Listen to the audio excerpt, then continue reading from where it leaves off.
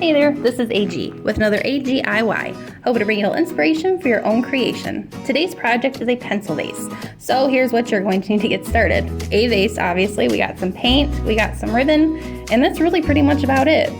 Now, I always pick pieces that inspire me, and let me tell you, I was out shopping at one of the Goodwills in Northwest Ohio, and I found this vase, and I thought it was perfect for a pencil. It really had the pencil shape, and so I grabbed it and inspired me to make this vase.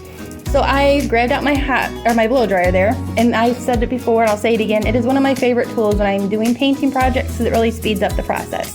However, if you do paint and you paint over wet paint, I'm going to show you what happens, so stay tuned.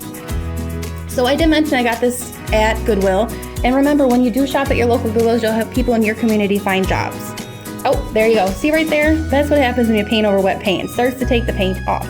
And I must have got a little overexcited there, and I did not record me painting that eraser part down there on the bottom, but I just used a pink color similar to eraser.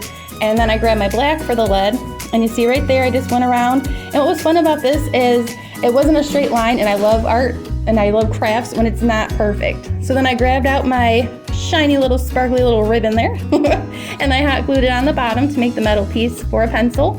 And this one was really easy. This is straightforward, perfect for the beginning of a school year. You can give it to a teacher, or you can just put it in your house. So there you have it. There is your pencil vase. Like I said, super fun, super easy. If you like that one, please make sure you like and follow, and we will see you next time. Bye, guys.